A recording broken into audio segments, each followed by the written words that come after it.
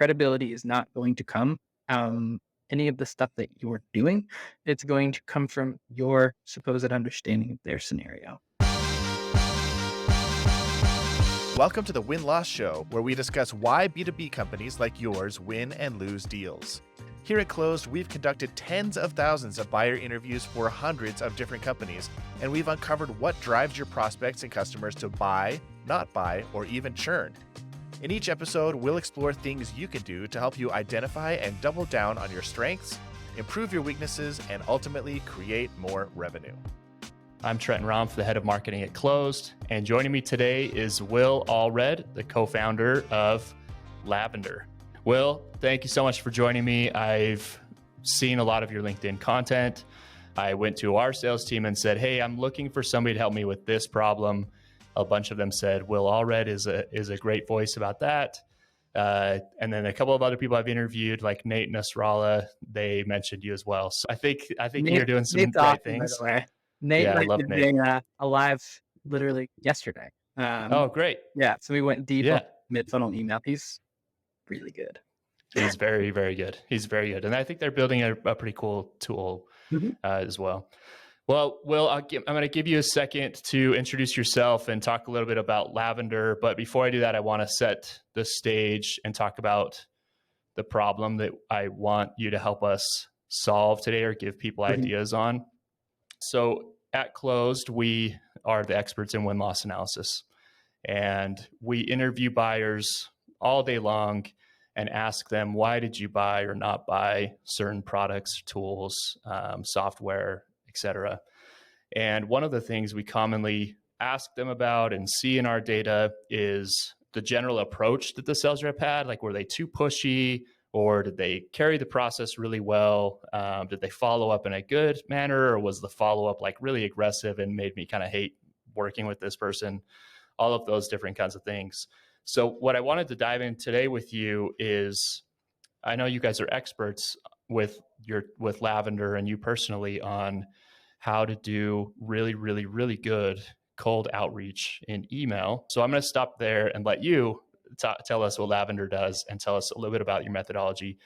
And then what I want to do is talk about how do we solve these problems that we're seeing on our data around all of those things that are mentioned in the initial outreach phase of the sales process, right? So let's go there. Yeah, man. So Lavender is a Chrome extension that rides shotgun as you are trying to write an email. So basically, if you're writing an email and it's really important to you that you get a positive response, our product is going to be something that's going to help you. So we give you information about the person that you're reaching out to.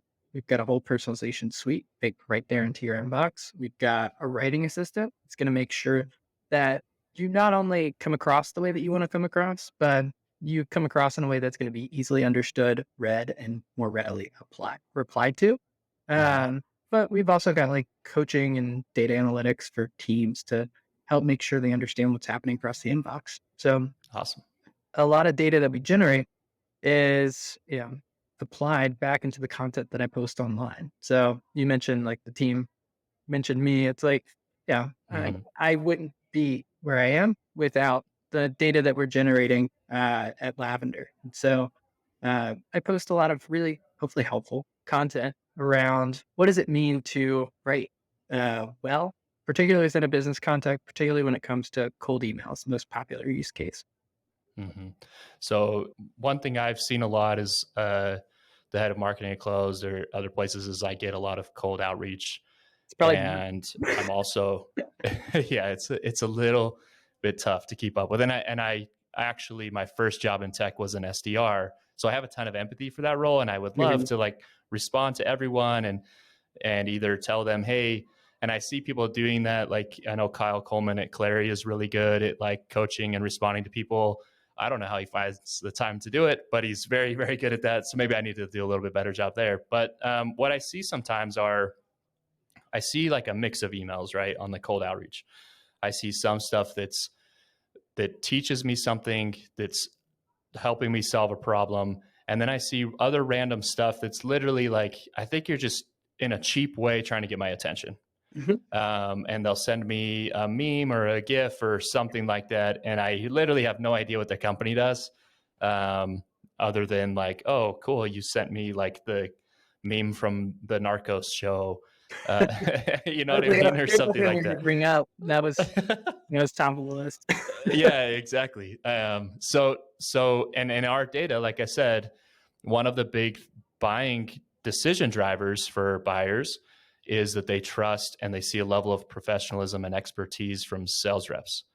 So I'd love to hear your viewpoint on that. Like, how do you do a solid cold outreach that gets interest? Because you do need to have that. There's that battle for the inbox, right? And the battle for the person's attention. How do you do that without just murdering trust right out of the gate? Yeah, there's actually some really interesting data that we just started to tap into regarding this. So that initial cold outbound outreach, there's this interesting balance in the formality of your approach that you've got to hit. It's you don't want to come across as overly stuffy and like formal because as Mm-hmm. you've probably seen when you see that, you just assume that the rep is super green and not a credible resource for you to lean upon. Now, on the flip side, you get like Kermit the Frog meme or yeah, Narcos coming into your inbox and you sort of view it as like a little overly flippant and you're less likely to respond to it. So you have to find this like interesting balance in the middle with that formality, with that tone where it's still warm and inviting, but you're not necessarily hurting your credibility with the tone that you're carrying, right? Mm-hmm. The way I like to liken that for folks is, yeah, you go to a conference and you get introduced to some, big shot that you've been trying to get a hold of. You're not going to be like, "Oh, dear so and so, it's so great to meet you," right? But you're also not going to be like, "Yo, good to see you, man." I've had that happen, so maybe you are. Yeah, maybe you need to adjust your approach a little bit. Uh, but so like, it's this like, you show up with a little bit of respect, but you also act like you've been there before. Um, Yeah. but what's interesting is once that rapport is built, we actually see positive response data focus entirely on the informal. So like that like bell curve that tries to ride the middle between super informal and super formal Mm-hmm. shifts to the informal because you've started that relationship and they don't want those like weird stuffy formalities anymore. So it's just some interesting stuff that we've seen. Now, how do you actually build that credibility in that initial outreach? I think Mm-hmm. it's really interesting to have this conversation because when you think about what we're here to talk about today, which is like why buyers buy versus why they don't. I think a Yep. lot of people don't put nearly enough weight on first impression bias, right? We are wired for first impression bias. We're also wired for last impression bias. But the point being is like your first impression could be your last impression bias if you do it like wrong. So if we're thinking about how to approach and build credibility right from the start to set that positive tone, well, really the personalization that you bring into that first message and any message following needs to do a couple key things. One, it needs to show them on the other end that you're actually reaching out to them as an individual. It's one to one. And one of the key ways that I like to tell folks to do that is to use multiple variables when they're doing their outreach. There's a lot going on right now where people are just pulling in a single observation and trying to spin a outreach off of that. The problem is it's very shallow. It's not like there's not a lot of depth to it. It's like I Mm-hmm. saw you're hiring. Sure, you and every other spam can on the planet can send that to me. But every spam can on the planet can't say, I saw you're hiring, given your prior experience with XYZ big company, I imagine if you really value a high quality training program, right? Like that is a level of depth that you don't get with a single observation. So multi-observation would be the first piece that helps you really like build that rapport and connection. The second piece is I'm going to quote Sam McKenna over at Sam Sales Consulting, and it's show them you know them. And one of the key ways to doing that is the transition that you take after those observations, right? It's not just like your past experience and the fact that you're hiring. It's what you do with that Mm-hmm. information that shows, hey, this person actually gets what's going on in my day to day. What's this next piece that they're going to talk to me about? So that would be part two, is actually showing them that you understand what's going on in their scenario based off of what you're seeing. So on number 2, one of the biggest decision drivers we see, and it's super interesting how much this impacts deals, is the salesperson's empathy and understanding of the prospect's world. And that's exactly what you mentioned as your second item is you need to showcase that you understand their world and you know how to solve it.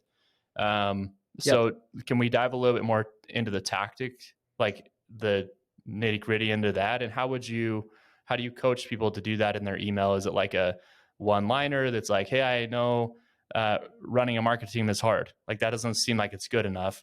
Or do you try to tie that into your product offering? Tell me a little bit how you guys are coaching people to do that. Yeah. One of the key pieces there is how specific you're able to get with the challenge they're facing, right? Because when you start pulling multiple observations together, all of a sudden you've got a very narrow window for what's going on. And so a lot of using multiple observations is that it helps make that a lot easier. The third piece, by the way, was context. Perfect. Which is, if you're thinking about showing up in somebody's inbox, interrupting them, and making some pretty like sweeping like accusations about what's going on in their day-to-day life, it's really Right. helpful with that interruption to actually walk them through how you got to that conclusion, right? Mm-hmm. So that's where like that's the importance of the observation and like showcasing where you've made those observations and like showing them how you got to this conclusion so that in the event that you are totally wrong, and like I'm a huge fan of using language that sort of like opens that up, opens that door for Mm-hmm. action. Our data shows that like using tentative tones, there's like uncertainty in your language. So saying things like, hey, it looks like, might be the case. Uh, Mm-hmm. if I got that wrong, just let me know, like that kind of thing. But what it does is it like opens the door for them to be like, okay, I see how you got there. And now I'm open to either correcting you or, uh, at least like I know why you're wrong, as opposed to just being like this Yeah, exactly. shocking accusation that like I'm doing this like totally offbeat. Yeah, maybe this speaks to me being way too prideful, but I've seen that in email outreach where they're so adamant that I have a problem or an issue. Like you need to be doing this right now, or you need to be, and I sit and I read that email and I'm like, that thing's not even on my radar right now. Like I actually don't even prioritize that or care about that at this stage of where our company's at or Yeah. where my team's at or whatever it is at all. So like it just makes me click the delete button really quick on an assumption like that. So I like that a lot actually, where you kind of condition it and you're coming in a little softer. That's great. Yeah. Awesome. Yeah. The thing to note with that too is it's that usually comes from a place of being like, I see what like the challenger sale is, right? And they're like, I need to challenge them, show them I'm credible. And so like Exactly. bluster up your ego and you do this approach and not the right way to do it. Like, challenger Yeah. sales is not that. Challenger sales, you have to build that trust and credibility. And the way you do that is through the observations that you make and the problems that you try to see on the other side, not this like tone of forcefulness. Yeah, that's a great point because I think that's when people start telling us on at the win-loss analysis stage that the person was too pushy or too forceful or arrogant. Even we've heard. I think that's kind of where it comes to is so many people have read challenger sales. They're like, I got to challenge their mentality and I got to teach them something new, and they do it in such a brute force way. It's like, well, I really only want to be taught by people I trust, know, and like. Yeah. Really. Oh, I mean, maybe dislike. I can be taught by somebody I don't like very much, but I at least want to know that they're trust that they're smart and intelligent. And if you're coming at me initially in a cold email with that, I don't even know who you are. I don't know if this is a script, if you actually know how to solve this problem. And so it really quickly makes me hit the delete button, like I said. So I like that approach. Like you have to build that trust initially. And I like the way you framed it is where there's this balancing act of formal and informal. And also, so the personalization note, when you talk about, what did you call it? The double, your first point was what? Double? Using multiple observations. Multiple observations. So is that what you guys mean by personalization? That's where you're kind of leveraging that? When I talk about what does it mean to personalize an email, it means a couple of things. One, I reached out to you as an individual. That's the first and foremost. Two, I reached out to you in a way where I've proven that I have a valid reason for interrupting you within your inbox. Right? Like you're in your flow, Hmm. you're doing your thing. Your inbox is your glorified to-do list where you're talking to, people that you want to come on the podcast. You're talking to external vendors who are editing video for you. You're having multiple conversations going on all at the same time. Hmm. And this rep comes in and interrupts that. And yeah, they're breaking that flow. And they have to be mindful of that. They have to respect that, recognize that you're probably going to spend maximum 10 seconds with the message. and Hmm. and yeah, you've got to set the right tone and the right impression really fast. Yeah. So it's more than just adding in first name or grabbing. The one I see, the most egregious one I see is on LinkedIn. My LinkedIn's a little interesting because I have like a side startup that I did that I just keep as presently employed, even though it's not super active. And then I am an advisor at a private equity firm. And so I see a lot of times they're like, oh, you're a startup founder. Like, well, no, not really. Like, I'm the head of marketing at Closed. And yeah, that's on my profile. And Yeah, then I immediately know, like, you just automated your personalization and you did it in a really, really poor way. it's a Um, it's a great way to see what the automation is. The current numbers exactly. are. I do that. Yeah. I do that a couple different ways. I've got the emoji on the front end of my name, my profile, Hmm. and then I Yeah. have to do the keeping some other things as present just to see what pops up. That's great. So how do you guys do the personalization key? Like, this sounds like, in my opinion, with if I'm reflecting back on my SDR days 10 years ago or whatever it was before we had Sales Loft and Outreach, and it was literally just like manage your Gmail, Yeah. how do you do this at scale? Like the personalization when you're looking for multiple observations, when you're looking for the right context. How do you do that with enough volume? And I know your tool helps with that, but just talk, like, if any SDR AE is listening to this, how would you tell them to do that?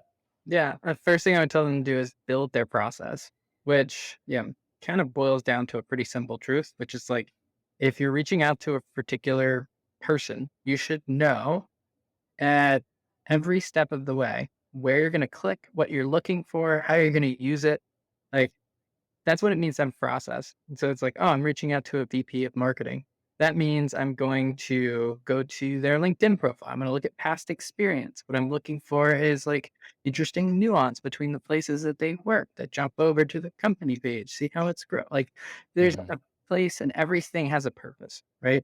Now, of course, the product does help with that, right? We try to bring as much of that as possible into the inbox where you're already working. So you don't have to like jump through hoops, jump through tabs from that like click path, like friction for you. So it's faster, easier. We also give you prompts with some of those pieces of information so that you know how to potentially use it. So we're like trying to showcase like, oh, if you're using this job posting, here's some like cool ways to use that information to start an email. Hmm. So we're trying our best to help with that. The thing that I tell folks to do is borrowing a bit from Kyle Coleman's 5x5 framework, right? Hmm. Throughout that process, like spend 5 minutes, take notes along the way.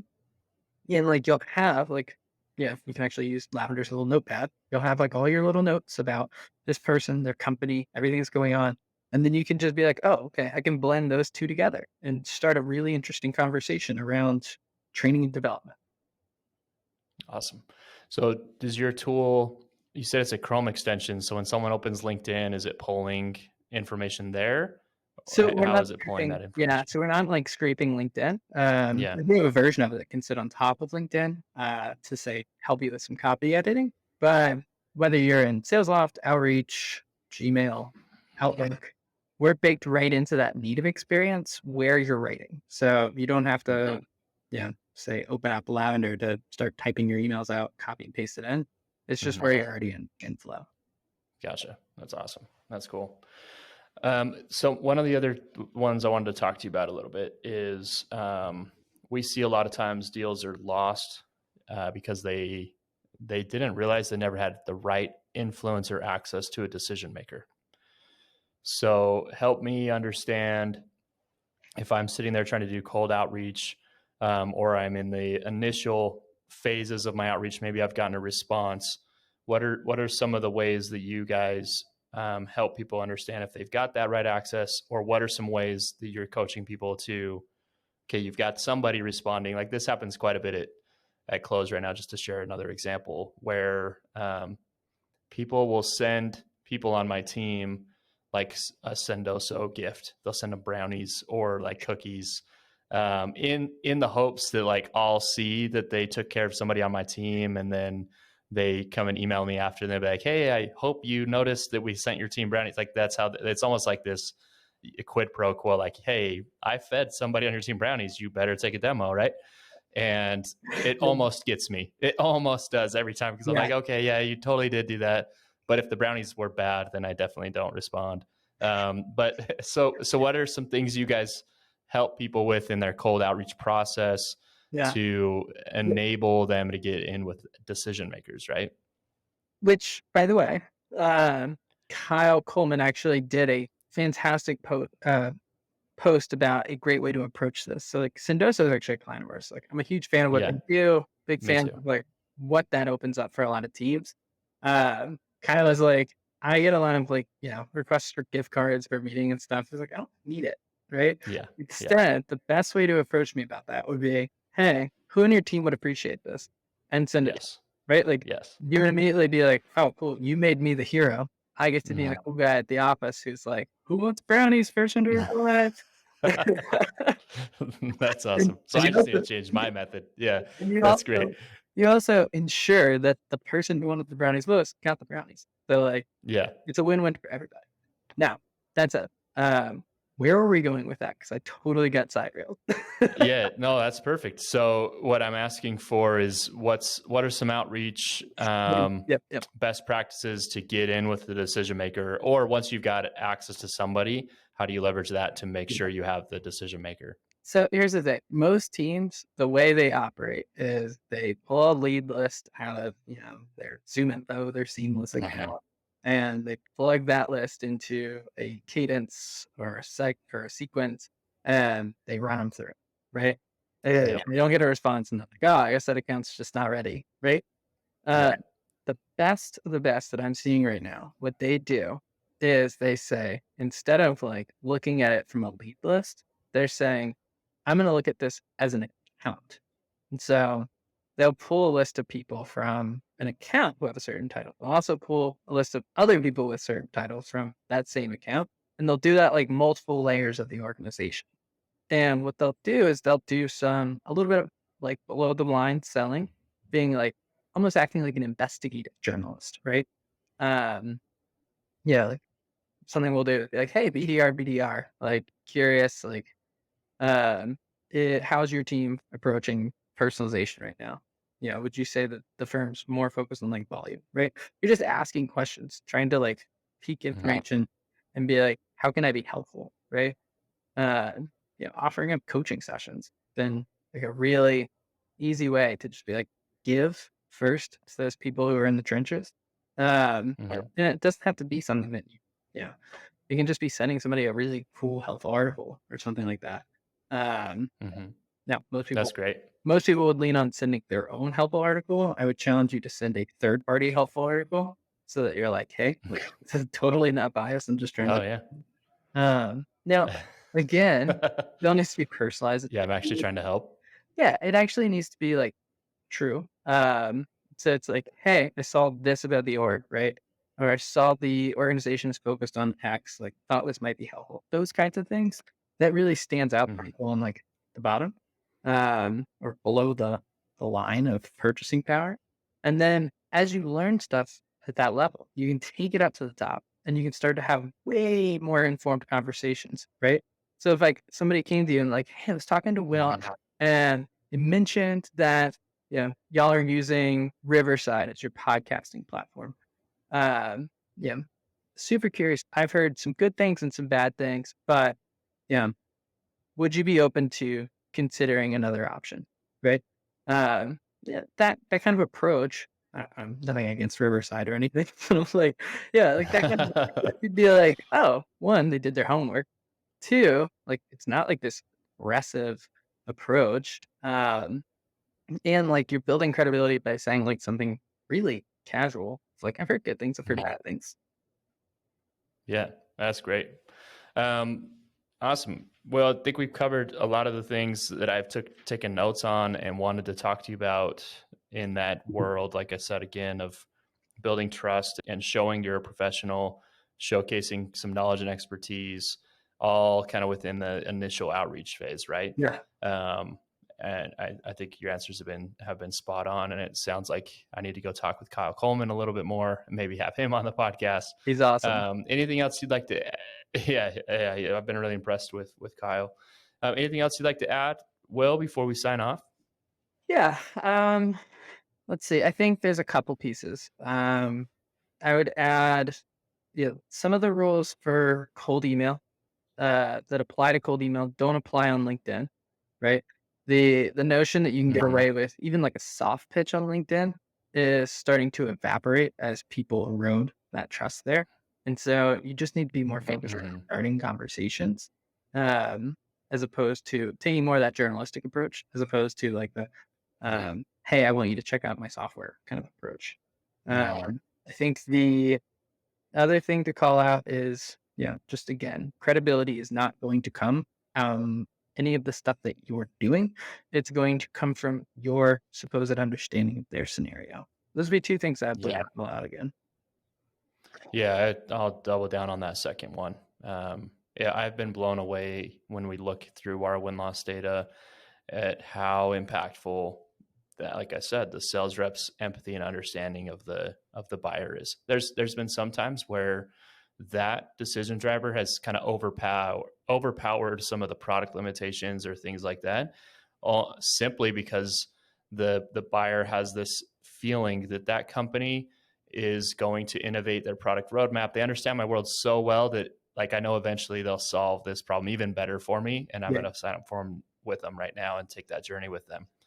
One other So thing I completely agree with you there. One other thing to add is, and you're kind of getting at it, is like when you get that response and the conversation starts, one, keep asking questions. I see too many folks just get wrapped up in answering folks' questions. They forget to ask questions back. So stay curious. Mhm. But two, when like you're moving them to the next stage of the conversation, don't refer to things by your stages. Refer to them how you would normally talk about it in a normal conversation.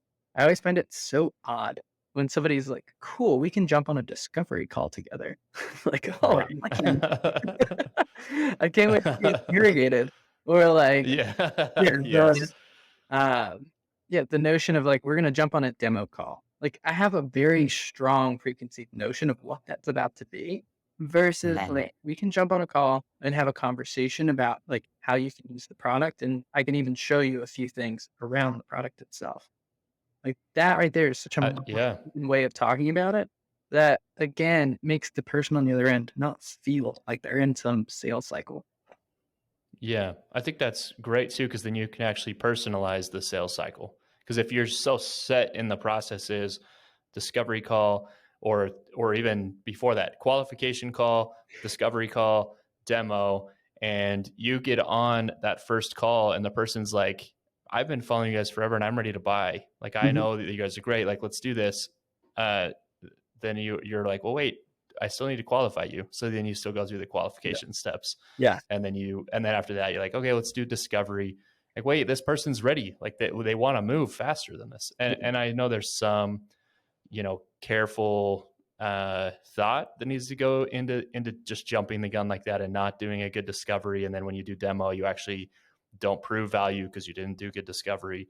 But so I like your approach of, well, keep asking questions, talk to other people on the team, do your discovery a little bit beforehand, and then like have a more fluid conversation as the first call. I think that's really cool. I would. There's a few demos I've been on recently where I would have loved that process way more than like, hey, yeah, I've already used this tool 3 times. I don't need a qualification call. Like, I'm telling you, I'm qualified, and I know you don't trust me, but I don't trust you either yet. So Yeah. like, yeah, it's interesting. Cool. Yeah, yeah, exactly.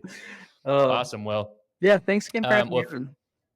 yeah, if anybody wants to like reach out to you, learn more, where should we send them? Yeah. LinkedIn is a Yeah, great spot for it. I'm always pretty responsive there. But if you want to try the product, it's literally free. So, yeah, if what I'm saying is resonating and you want to try a product that can help you do those things, it's lavender.ai, and Yeah. button to literally get started there. Yeah, and that's one of the reasons why we're doing this podcast and specifically have people like you on is we're seeing these problems in the market. So I didn't just willy-nilly be like, oh, Will is a guy that does sales. Like, I know that this is a problem we're seeing in the market that's causing buyers to not buy products. And I looked at Lavender, and I've heard great things about you. So I was like, let's have Will on to talk about Lavender. So if you are seeing this as problems, like you're eroding trust in your initial outreach with your prospects, if you're just not even getting in the door, which is probably a trust thing as well, like you're not showing value, you're not getting them to be interested in you at all, I personally would check out Lavender. I think that'd be a great thing to test, like see if it would help you solve those problems. Well, thanks so much. Well, I'm sure we'll talk again soon. Love it. Hey, thanks again for bringing me on. Appreciate it, y'all. All right. See ya. Thanks for tuning into today's episode. If you want to learn more about how you can win more by identifying and strengthening your weakest decision drivers, check out closed.com. That's CLOZD.com.